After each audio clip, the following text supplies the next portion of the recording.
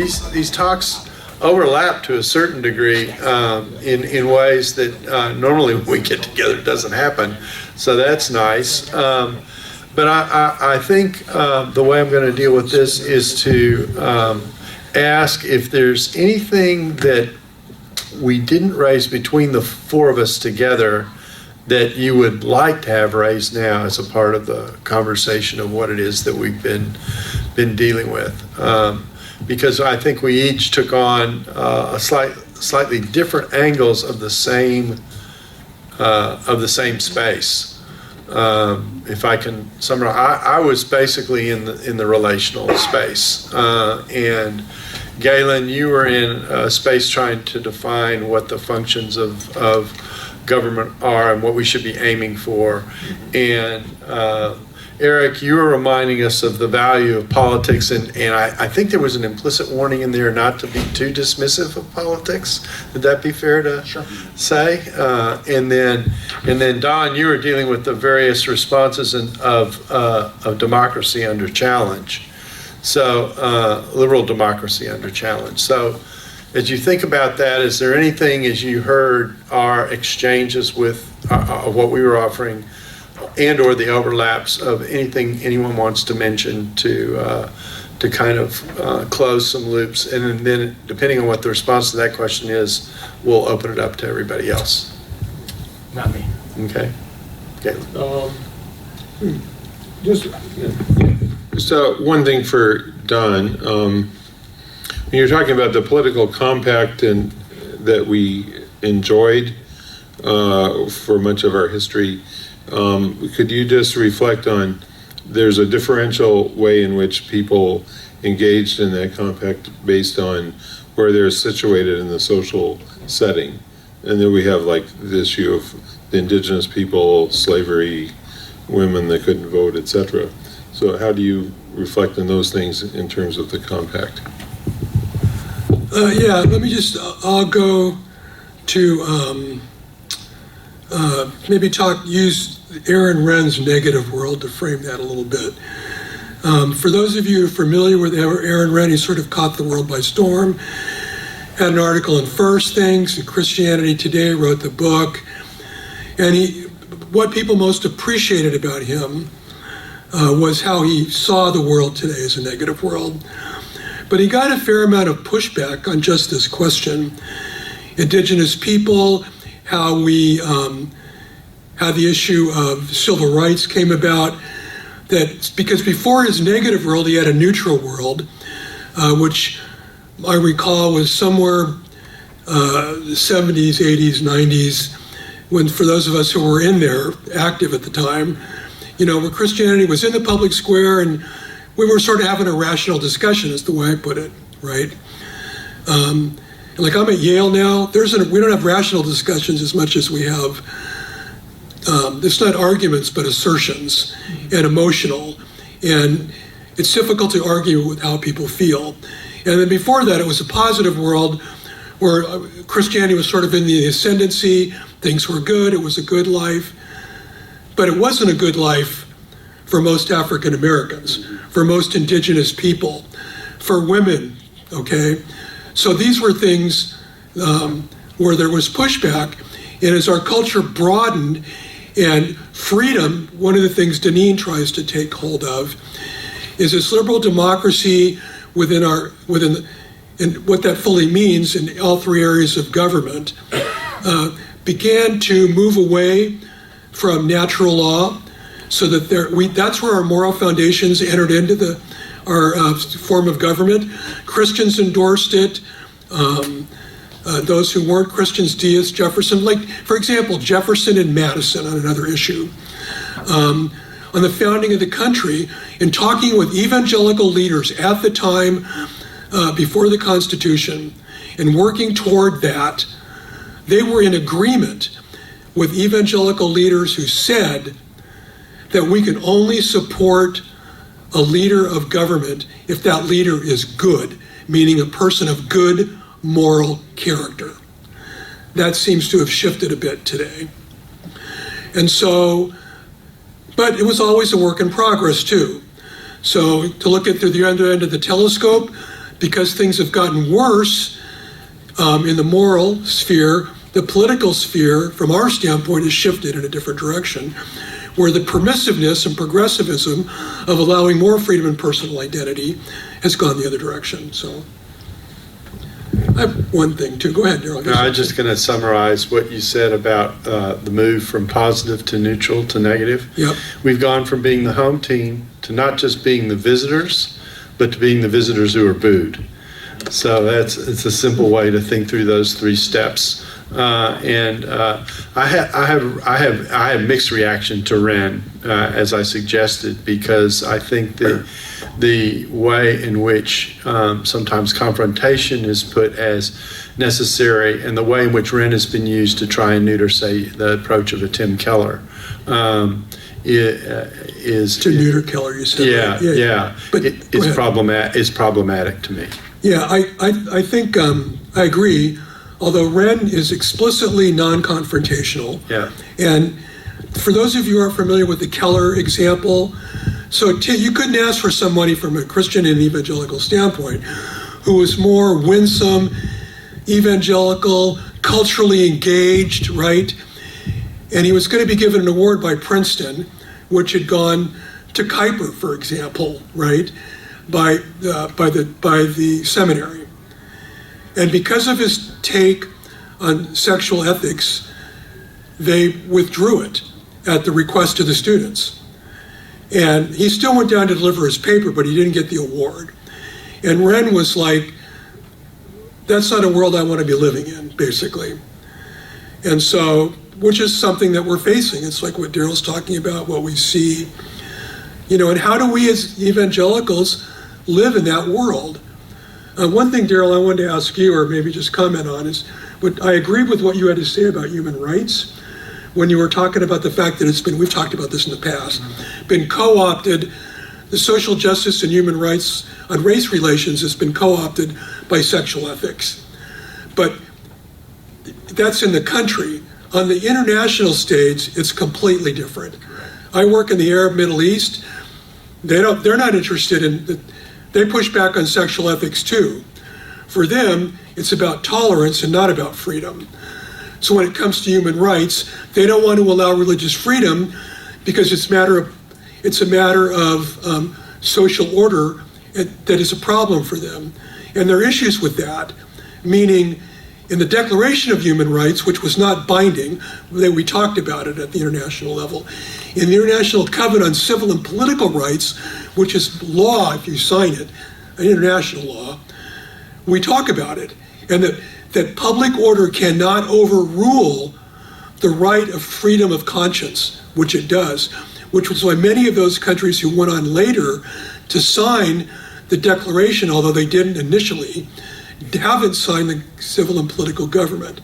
And one more thing that helps clarify something I think that we talked about is that there's a thing on cultural, social, and political rights in the UN, which is allowing these more permissive rights, trying to open the door for that in the culture like they are in here. And we have pushed back on that. There was actually a group that met under Pompeo with Christians and Muslims and others from a small group that worked against that very thing, that human rights should be limited to where they've always been understood as natural rights and what that went back to, and not things like changing the definition of marriage, for example. Okay, I'm done. Okay, I think unless, Eric, you were leaning forward, These people have been sitting here. Yeah, I agree with you. So, all right, so the floor is open. Yeah, okay, so I'll try and manage this. Begin here. Tell us who you are so we can address you by name, and then we'll deal with the question. Mark Jumper from Regent University School of Divinity. Okay. And retired Navy chaplain as well. Okay. And I think one thing that we evangelicals have been doing in attempts to have these conversations, many of us from the 50s on, in accordance with the groups that founded NAE and so forth in Christianity today, we have been going to liberal schools in order to have conversation and to learn from them And I manifest that myself. I went to a liberal seminary in order to be kosher in the Presbyterian Church USA. I went to a very liberal Catholic school for my PhD. And we're seeking to get the credentials, but do it in a respectful, insider way, and meeting all of their requirements as possible. And sharing what we have, and I think I've had some victories along the way in those environments. But we have been doing that. Now, we have taken casualties along the way because some people attempting that path have been captured by those institutions. Chaplains also have been doing this engagement and playing in the sandbox with each other in a productive way, in an interfaith, intercultural way. And so I think these are a couple of examples of ways that we can do this thing that we're talking about. I'm going to call it engagement that's strongly pro-truth. It's modeling, it's principled, it's loving, it's relational, and it's inviting. The trouble is today, so many call us evil and will not converse. And I see this in some of my own children and their friends, that they will not discuss because we are evil. And I'm almost done. I think this has to do with not just sexual stuff, but human stuff. That abortion and euthanasia, the beginning, but if you look at gender, changing genders, you are redefining humans in a way that has not been done that I know of in history. You are redefining humans, and same-sex marriage has not been in law that I know of in history. Maybe it has, but these are so foundational that I think they go beyond just let's have conversation together about how to get along. But we have to find a way to recognize, and I really don't think I've heard this, that this is a challenge that has not come our way in terms of political and social engagement and living with each other. So you have a question that's tied to what? Well, I would say, how can we handle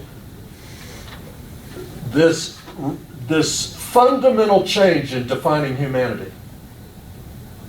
And how can we handle conversation when the conversation is refused?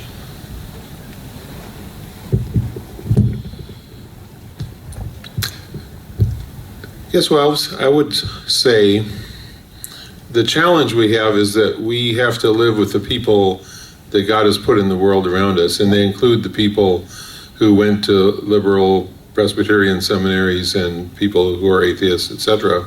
There's the whole range. And so from our political responsibility is how are we going to live with them?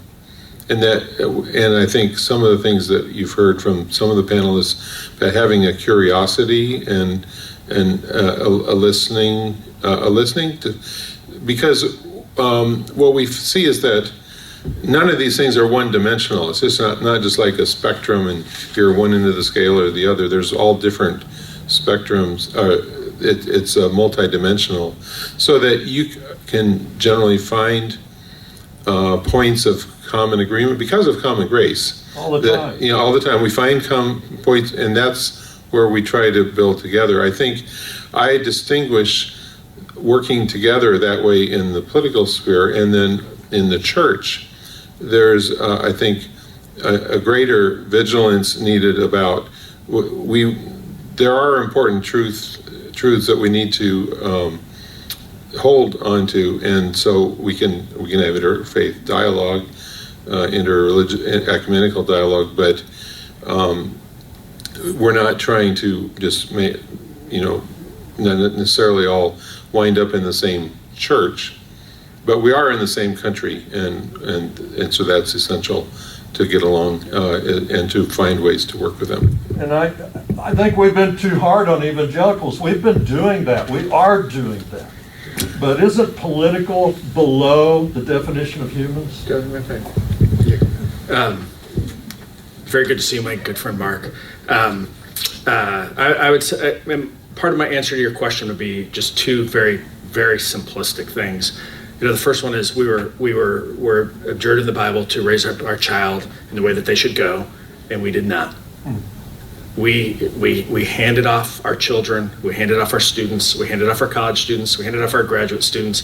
I'm amazed at how many parents say to me, I sent my kid to the University of X, whatever the state school is, or Ivy League. Why did they come back goofed up XYZ, right? Like, well, you sent them to a place that hates Christianity, and you didn't ensure, for instance, that they landed in Chi Alpha or Crew, or at least at church, you just kind of, they were a kid on June 15th, they graduated from high school on June 16th, and then you treat them like they were 30-year-old on August 15th? That's what we have done. And so I think an answer to this question, what are we supposed to do? I think one of those answers is we need robust Christian systems that are catechizing our children in the truth from early on, and we need to be saying the truth, teaching them the truth, thinking about how we model the truth, and not a way that hides.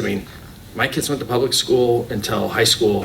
I was a public high school teacher in my early career and things. So I'm not saying a retreat. I'm saying we haven't done that at all the systems that you're talking about. And then I think the second one is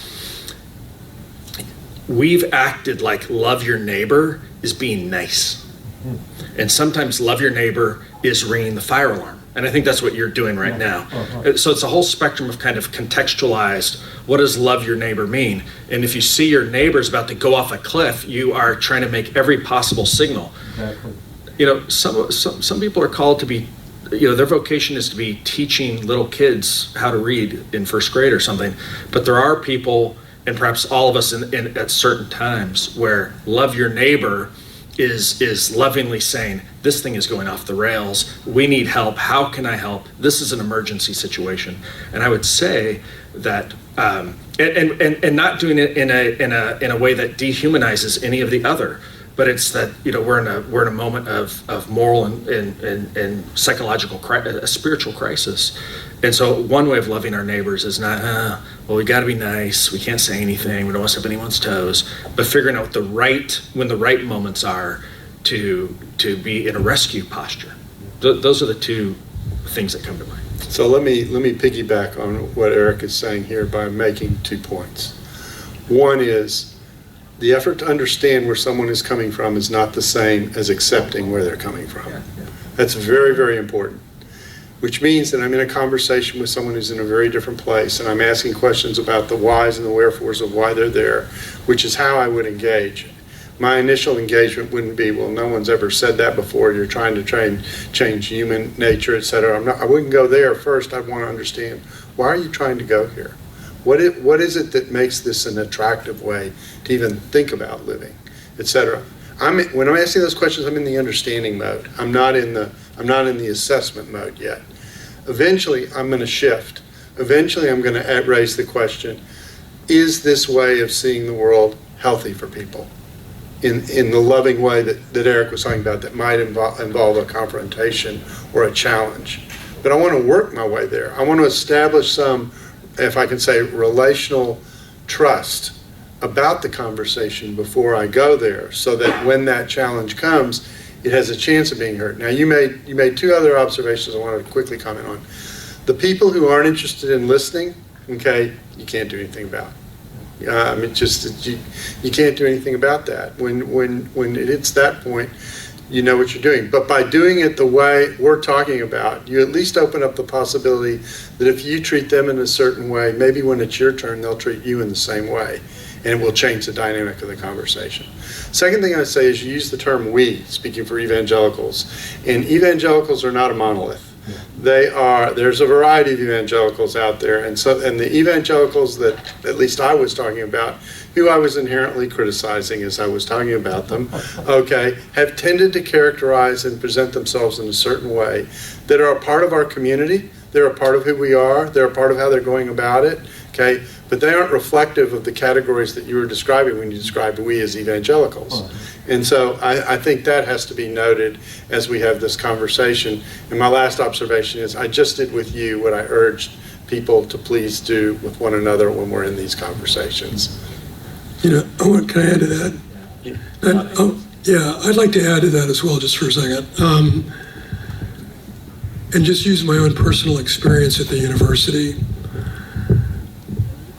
And next year, a colleague and I are going to do a seminar at our church on how to talk to anybody about just about anything. That's not what it's going to be called, but that's the upshot. In other words, just to go back to something Darrell said, when I'm talking to professors or students or people in industry or around town,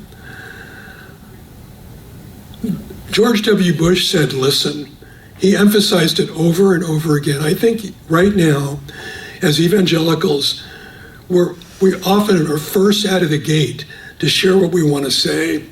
And I would encourage us to listen and listen and listen. Ask questions like Darrell said. I find it's very effective, and it's seldom do I get the conversation shut down. And when it does, it's usually amicable. And there's times when I've been recontacted. There's a professional medical person, I don't want to say any more than that, who wants to get together now to talk about the gospel, right? This is after conversations in his office as a patient. And so I think there's a difference between political and being Christian, right? That's what we talked about here. And we gave a session on a few years ago on the difference between being a citizen and being a Christian. And whether we're with individuals or on a public square platform, for us, our faith takes precedence in how we do what we do in whatever we're doing. And there is a moment when we need to speak truth firmly and unequivocally. And that needs to be done too. But I also believe that we need to do it winsomely and lovingly. And that is to speak to what you're saying. Okay, thanks, Darrell. That's what I said. Okay, we're just going to go up the row here, right here. Right here. Yep. Name's Steve Ruckel, product of Regent University. What I'm struggling with the goal of cultural engagement. You know, there's the Seven Mountains movement. There's, you know, what is dominion?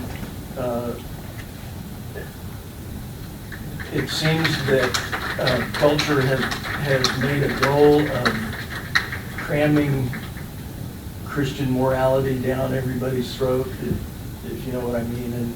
And so I think it's helpful to define what are the outcomes of healthy Christian engagement in culture that doesn't smack of competing with the goal of Muslim Sharia law or whatever. Right? I think goal definition is really important, and how do we define the dominion mandate? Is it stewardship? Is it control? Anyway, so how would you define? James Davison Hunter, I think, has given us help in this regard by speaking about faithful presence. That our responsibility is to faithfully represent the presence of God and the character of God and how we interact with people around us. And then there's an illustration I like to use that illustrates public space that I think gets into this issue of control. And it is, you're sitting around the table, and the table is public space. And next to you is an atheist and agnostic, a Buddhist, a Hindu, a Presbyterian, of course a Baptist, okay? You've got a variety of people around you, a variety of backgrounds. And they all have the right to be at the table, and they all have the same rights, politically and socially, at that table. Which means that we're in the business not of controlling the table, we're in the business of persuading at the table. And that's different. That's different than seeking to control. In the end, and then the second thing that I say that I think is a biblical background to this, in the end, God amazingly allows prodigals. People are responsible for the moral choices that they make before God. And I don't have a role in that enforcement, and I want to stay in my pay grade. And so I persuade, I engage, I urge, I plead, in whatever way possible on the one hand. But the issue of controlling that space is is really not my business. And in fact, the scripture tells me, in effect, you're not going to control that space until Christ fixes it. So we have to have a big enough eschatology to come alongside our cultural engagement in order to make sense of how we're supposed to engage. At least that's how I see that space. Yeah, that's good. All right, my name is Ross, and I'm from Central Iowa, and I run some missions in our state capital. And so one of the things that I've been struggling with, and this kind of goes to, I think, Eric's fourth point too, or I think it was maybe, I don't know what point, but looking at and allowing for Christian politicians, and I'm a big, right, their influence is allowed in politics. And so what I see is like the misuse of Esther, like, you know, I'm here for this purpose, forgetting that. Alternatively, she's sacrificing all of Israel to save her life. It was the alternative, right? So, and that God will replace her if she doesn't work. So trying to convince them that their role is that, and then also that they are in a different category. As a Christian, their church is supporting them. As a political leader, multiple churches are supporting them, as we're commanded to go and reach out to our political leaders. And so I see a big hole in the fact that most of our political engagement is about voting and participating and not actually teaching what that pinnacle position would be. And so my question is, what resources are out there about actually being a Christian politician? And how do we,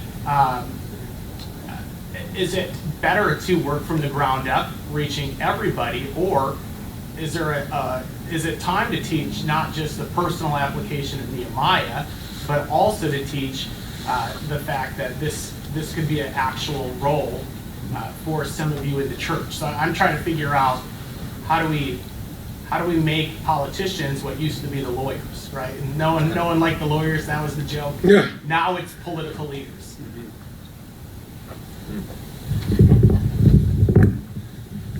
So I think first thing I would say is that for citizens, when we're voting, you need to ask more than, is this guy a Christian or not? Because that's an insufficient data point, and many Christians disappoint, and some non-Christians do amazingly well. I think looking at the biographies of some Christian politicians is useful. I think of, for example, Mark Hatfield that I mentioned. I think he wrote several thoughtful reflections on how he attempted to apply his faith in his political calling. And you don't have to agree with where he landed on things, but to see how he did that. There's a lot to be learned of wisdom from that. When people in Washington who are maybe in their first term or something like that, or they're on the Hill or something, they ask me, what do you suggest I read? I mean, I would always say biographies like Galen did, and I would say that and I'm speaking specifically about the kind of context I'm in or in a state capital. I would emphasize that a lot of people have found Chuck Colson to be useful when they're in these roles. And a second person that many people have found to be useful is Us Guinness. And just kind of, because many people come and they want to do well, they don't have a lot of worldview training. And, my only other point would be, I hear exactly what you're saying. And, Esther, there was a lot of humility there. And that's the thing we always have to remember is, that's the constant thing. I think that's the constant thing is, if God gives you the opportunity to have a greater impact socially in some way, in the corporate sphere or in the education sphere or in the political sphere, I'm always reminded that that's the time for greater and greater levels of prayer and humility. And the biggest advice is the higher you go up whatever the ladder is, that means that the proportionate amount of time in scripture and prayer. Every step means more scripture and prayer, not less. And that's really hard for busy people to accomplish. But I think that's the most practical thing in those biographies. That's what it's saying. Just you guys at the back. Yep. We'll come over to this side so we're not. The person you just stood at. Yeah. I'm Jeff Calhoun, Trinity International University. So I wanted to ask, your wisdom about views of harm. I think we have a long tradition in America of opposing harm. Life, liberty, the pursuit of justice, the pursuit of happiness, rather. And now we have, I would say, a crisis of the idea of common good because of our definitions of harm. Where on the left, harm is to not support someone in their full personal actualization as they pursue whatever path they want. And then while I'll use the we, on the more conservative side, see harm being done because of those paths. And so, when I look at the polarization of what's going on right now, I see those definitions of harm coming to clash. And I don't know how to get past that when I'm talking to someone. You're looking at, just to the random person, you're looking at me like I'm really hurting people. And I'm thinking, man, you're really, probably hurting some people by what you're pursuing. So how do you get past that harm definition clash in the polarization in our country right now? Just a simple question. It's a hard one. Yeah. I'm going to say something about only half of it. Okay. These guys are going to take I'm doing the simple. They're going to do the hard. Okay. And actually, this actually is the simple half, and that is so. I'm imagining you could have that conversation with someone that you're very much in tune with, a fellow believer or something, and then let's say that you're having the much more difficult conversation with someone who sees the world much differently than you. They're going to do the latter. The former is, I think you need to be challenging that person about not falling into a victimization status. And we as a society, and it was more on the left at one point in time, but the last decade it's infected the right. And I'm speaking in socio-political terms, unfortunately, but this kind of, what kind of victim are you? If you can figure it out, we'll give you a medal. Trumpet your victimhood. So one suggestion I would have, and it is very much in tune with our Christian faith. It doesn't say we're supposed to go around being victims. We're more than conquerors in Christ, spiritually speaking. I'm not talking about political triumphalism. And so calling your Christian friends to account that there's no theology of personal victimization in the Bible. Oh, poor's me, woe is me. And so one half, I think, of what you're talking about is to get at that with our friends. Okay, they can do the hard one. So what you're talking about in the end is probably a conversation about what people prioritize and the judgments they make about what's the more difficult challenge. Which of the harms is the most harming, if I can say it that way. And so I actually think there's value in that conversation, the value of bringing that to the surface, the value of making it clear what it is the disagreement is really about and what the prioritization is in that difference. Because my guess is that most conversations don't even go there. They don't even raise that question. They don't even get you to think about it. And thinking about that question does two things. One, it helps you clarify what the nature of your disagreement really is. And the second thing that it might do is it might actually help each of you realize that you've each made a certain judgment that if you flip the judgment, you might flip the view. And that is valuable because that means I won't be probably as dismissive of the conversation as I might have been before. And so that ends up, but there is a conflict. There are numerous places where the conflicts that exist, where there is very little, if any, common ground. I mean, almost all the discussions on sexuality start with different starting places that inevitably mean that you're not talking past each other, you're colliding. But being clear about what that collision actually is and what the set of priorities are that lead one person to go one way versus the other person who goes the other way is an important part of the conversation. That's part of the understanding part that puts you in a better position to actually assess what's going on. If in your question, it's different. Some people up here address it sort of as an intra question between fellow believers, and then also with people outside the faith who have stronger disagreements, not so much one of degree, but of kind. And I find that when I'm talking with someone, I want to explore why they're thinking that way in the best sense of that word. And then if I have the opportunity, say why I do. To give you an example, there was a friend of mine, a colleague, a Christian. I said, why is it that I can't have a civil discussion with people who have a different understanding of transgender, sexual, talking about non-Christians? And I said to him, well, think about it this way. Back in the 70s and 80s, we as Christians wanted to burn down abortion clinics, and we did. And we felt like it was murder, and we still might. I said, and I want you to think about that for a second, because here's why we were wrong. Their point is with sexual ethics about different genders or the gay community, what used to be considered a civil right is now understood to be a human right. I won't go into what that is, but it's huge. And so by defending that, that's a key point. We believe that babies were humans and still do. So we were angry at abortionists because we believe their human rights were violated.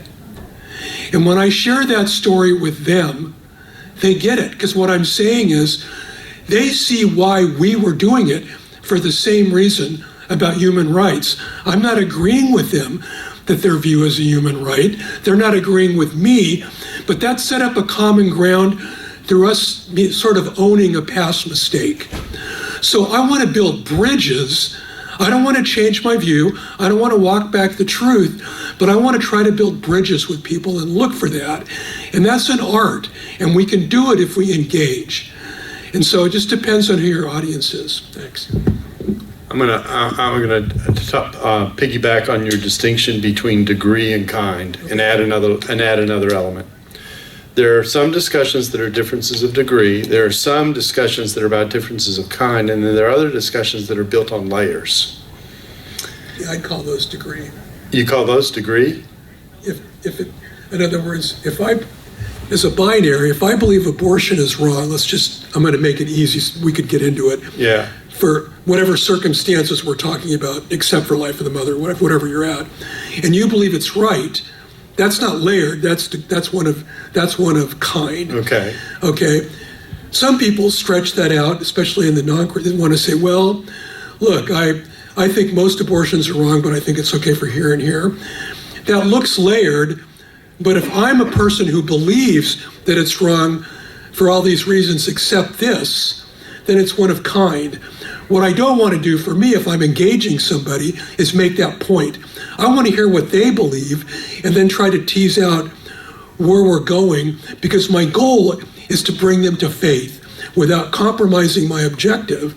And what I often do, the way I do this, is try to get at what is it that grounds your view, which they often haven't, especially in this culture, not thought about. Mm-hmm. Well, I don't know. Is it a political thing? Do you think that's what the law should be? Okay, and then we kind of move from there. That's also been very effective. What would you say? Well, my example is an abortion. My example is a discussion like Israel and the Middle East. Okay. Yeah. Okay. And I look at that and I go, that discussion has layers. There's this issue, there's this issue, there's this issue, and they're all playing. I would agree with that. They're all playing simultaneously with the same space. And then what you get are prioritizations, not just about the whole, but about each piece, which then impacts how you put the whole package together. What are you going to prioritize out of those layers that are at play in what's going on? Because it's so complex and for a variety of reasons. But so my only point is there's degree, there's kind, and then there's layered discussions. The layered discussions are the hardest to have, because you're trying to juggle so many balls simultaneously while talking about a particular thing that's going on. No, I completely, we've both been in that space. Yeah. And I think the reason for that often is we don't know what the kind is. Mm-hmm. If we're talking about this state or that state, do we know how to ground that in order to make this policy decision, for example, or what are the best ways? And that's definitely a layered conception. But history has a tendency to, in hindsight, to clarify some of those decisions about whether it was just for Israel, for example, to push back, or should we have bombed Hiroshima and Nagasaki, that kind of thing.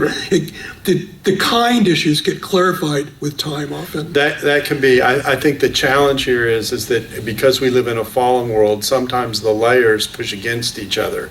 In other words, I look at one layer and I go, well, on that dispute I might be with this side, but then I add the next layer and the other layer says, you know what, I think I lean over to that side for that layer. And then you have to prioritize the layers. Shall we? Yeah. Some more questions. Yeah.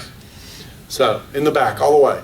Yep. I appreciate the discussions. I'm Greg Hauser from University. I spend a lot of time with college students, and there I appreciate your cautions. I almost heard those cautions as people coming to my generation and not coming to my college students. And the reason why I say that is because I don't have problems with my college students being empathetic. Matter of fact, the majority of them that change their minds on key theological issues is because it starts with an empathetic relationship with a brother, a friend, or somebody that they get to, and they walk into it, and their pain, their suffering, their difficulty, pretty soon they become an advocate for that person where they are. And I can't tell you the number of students that I've had that have deconstructed their faith from that scenario. And so the reason I say this is because I'd like to encourage you, and I heard a little bit of it come out here, is love is often treated so thinly in terms of love is a skill that requires really nimble feet to love at different times, to know whether you should be cheering or putting up a caution flag or how you should do that. And I think there's some discussion, even on the personal level, apart from the larger one, that we might want to have to say, how do I love someone and stay fixed on the truth when that's staying there, and I can't judge the effectiveness of my stand by how it turns out at the end.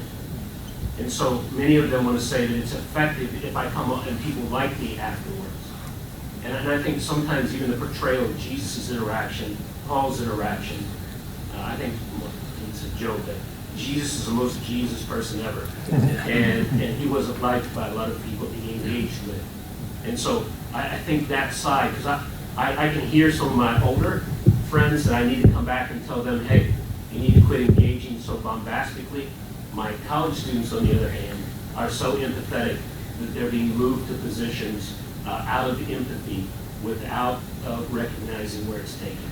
It's an extremely important and fair comment. When I gave this talk at Talbot just a little over a week ago, one of the questions I got asked is, the problem that I see is not the challenge of being too bombastic, it's too much assimilation, okay, which is the exact point you're making. And this is why what we're actually trying to describe here is a process, and my orientation to that process and a sequencing of that process. And what I'm trying to say is, if I end up communicating I shouldn't be empathetic, okay, I've automatically taken myself down a certain path, okay? The other thing is to say, but if I'm empathetic, I can't let the movement towards compassion and mercy so overwhelm me that I forget the truth.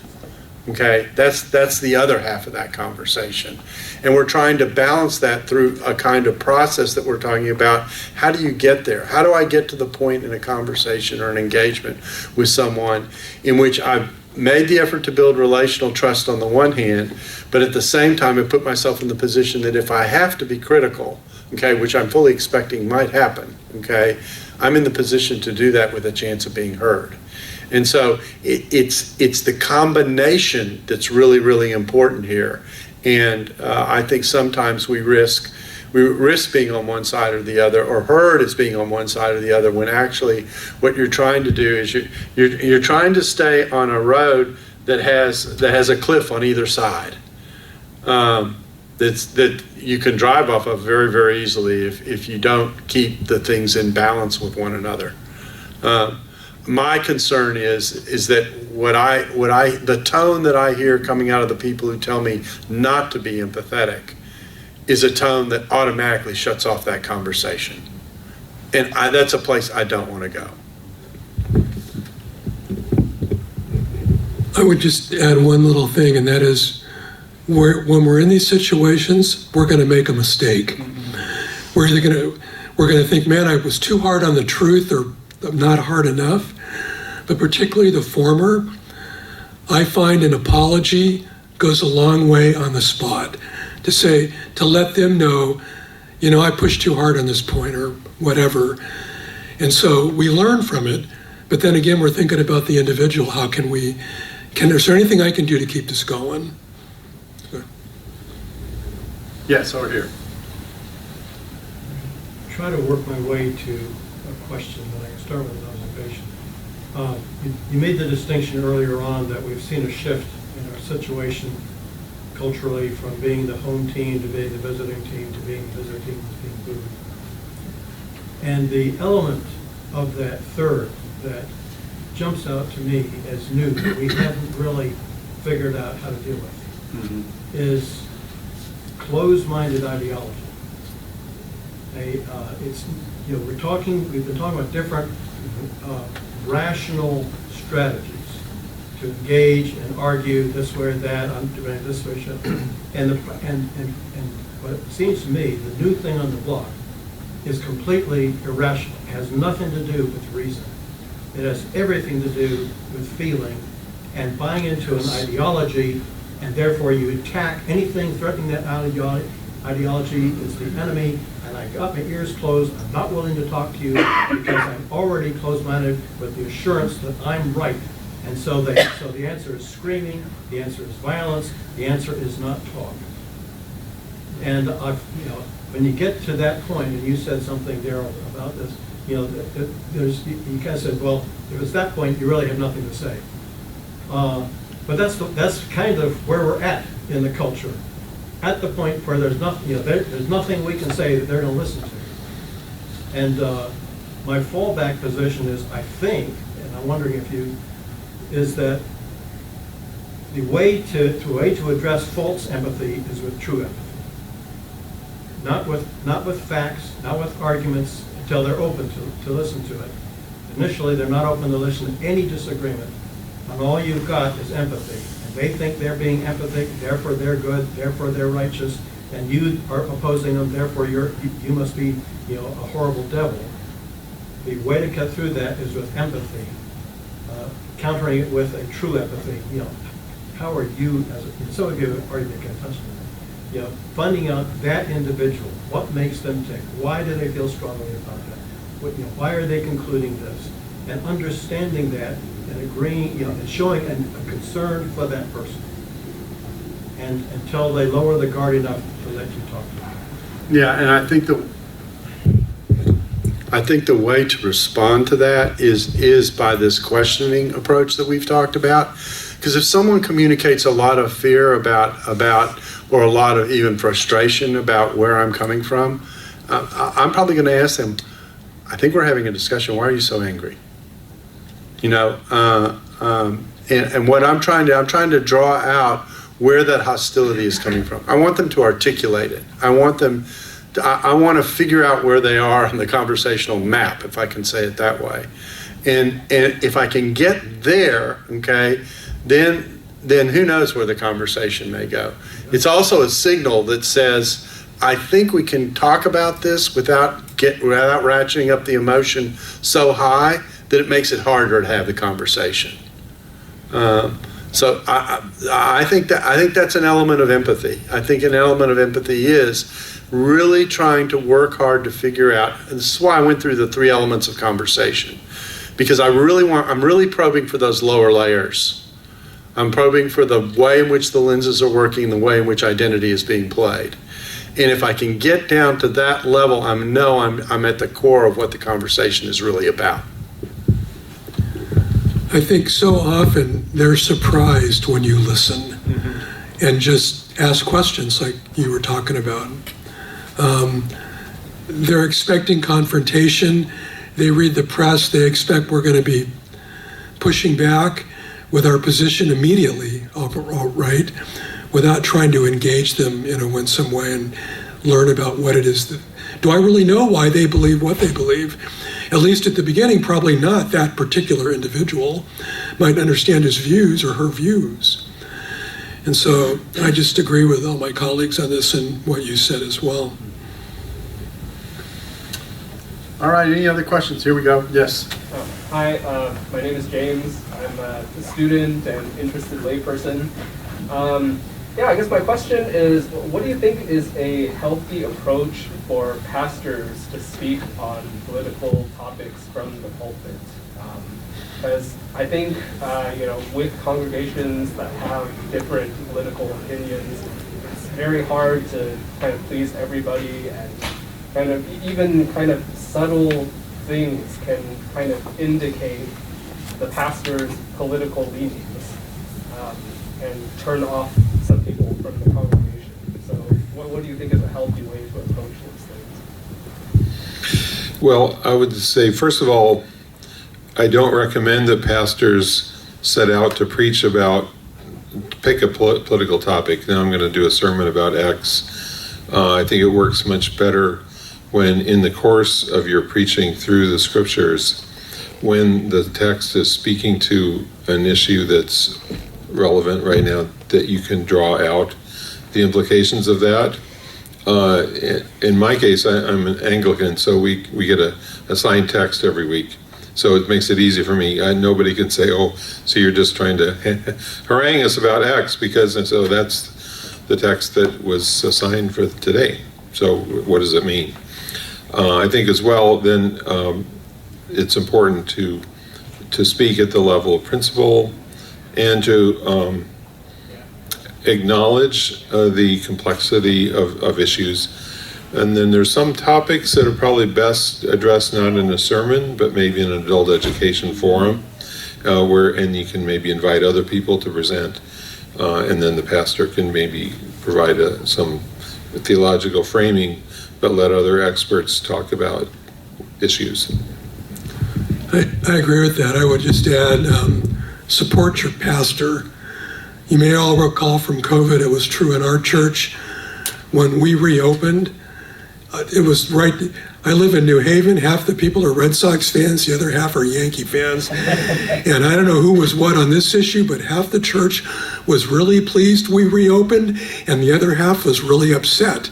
And there were major, for generally a pretty calm congregation, in business meetings and other places, it got pretty heated about what we needed to do, should we obey the state, etc.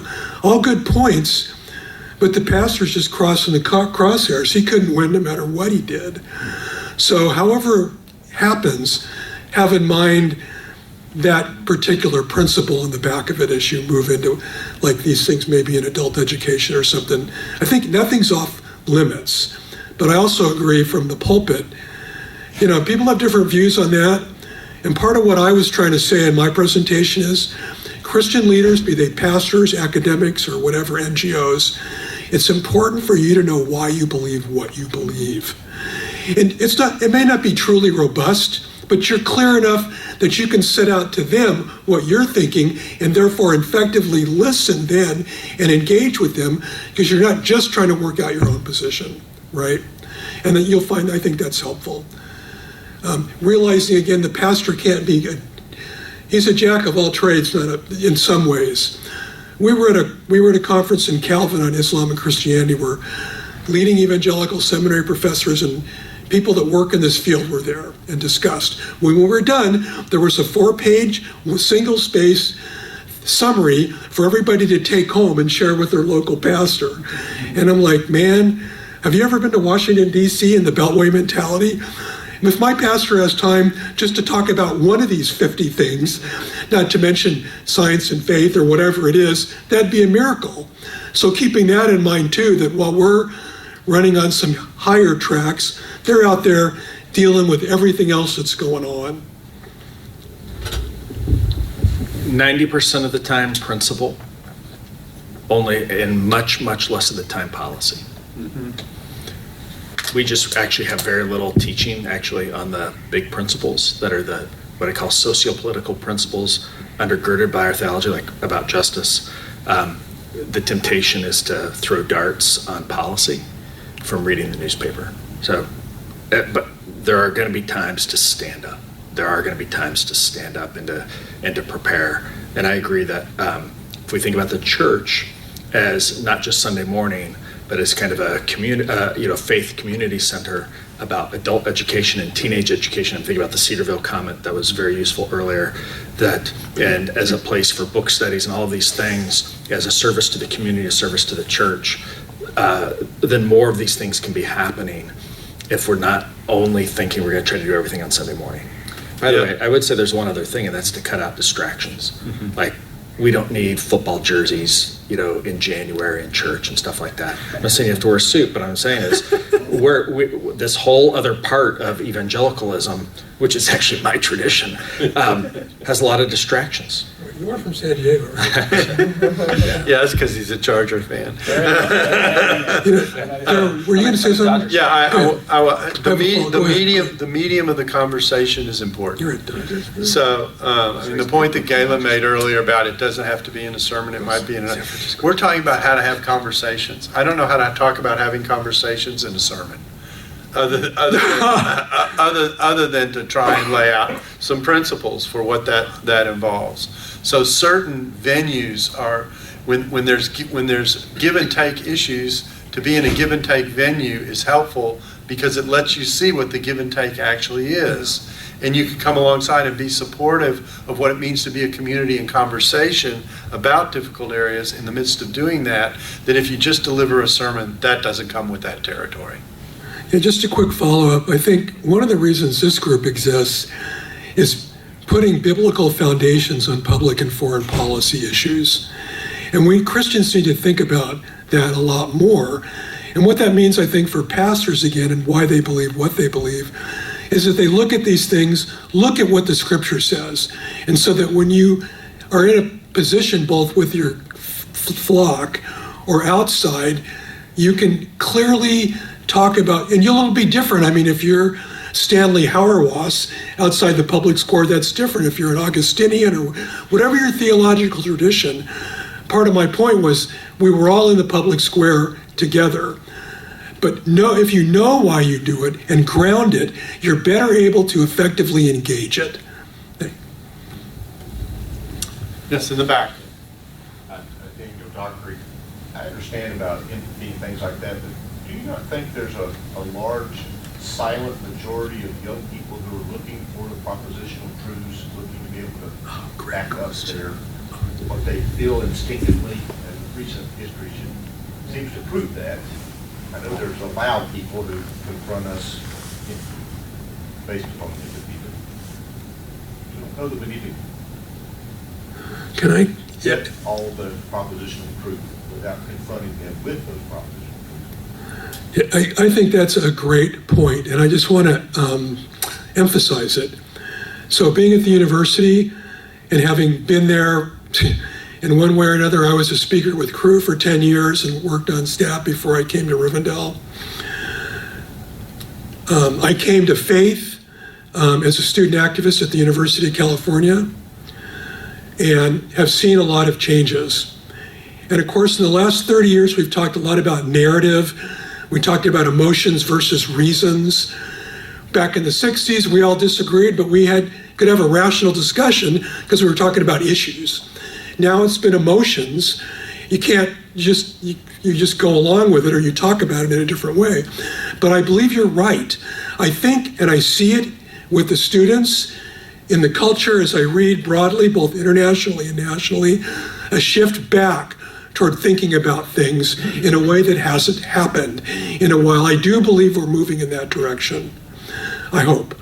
Not that there's not a role for how people feel. Sometimes that gets pushed out in the pendulum and we're not hearing them. Like at the university, we had an issue with suicides. And one of the reasons was we weren't listening to the students, right? So it takes both from our standpoint. But I really think it's a great observation. I think this ties to the comments I made earlier about train up your child. That I don't think you've heard me say the word empathy today, because I think I'm looking at some of these topics a little bit differently. But for our young people, it's one thing when we're having a conversation with, kind of an extended relationship conversation with a young adult or an adult. But the rising next generation, we need to be giving them meaty truth early on, and we're doing it because it's in their best interests. Don't touch the fire. we have a role to play in that. But I couch that to say we're doing that in a loving, parental, vigorous, sometimes stern way. We don't want to treat them as if they're only emotions and things of that nature. We want to see them as a whole individual, with all that. So we don't want to throw the baby out with the bathwater.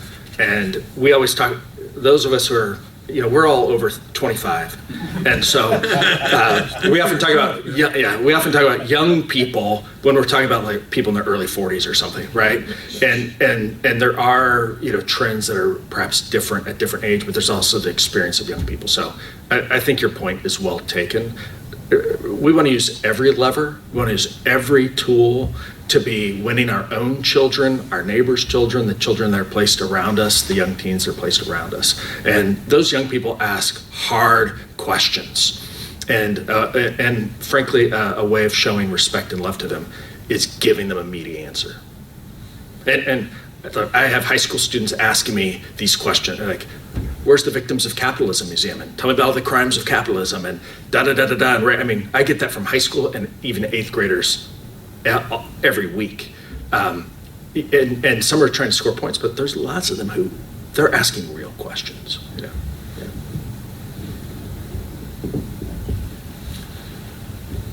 I don't often make plugs, but I was in Washington, D.C. recently at a conference, and I was able to go to the Victims of Communism Museum, which Eric directs. He was out of town at the time, but I would encourage you to go there.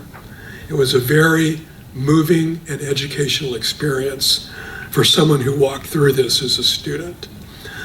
So, and just to say, are you familiar, who asked that question about the Ligonier Lifeway studies?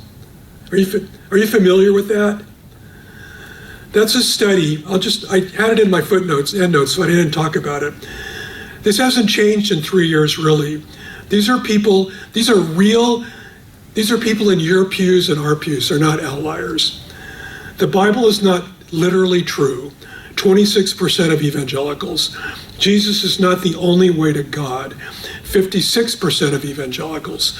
Pluralism has taken a huge stand in this culture because of what's happened. Jesus was created by God, 73% of evangelicals. Jesus was a great teacher, but not God, 43%.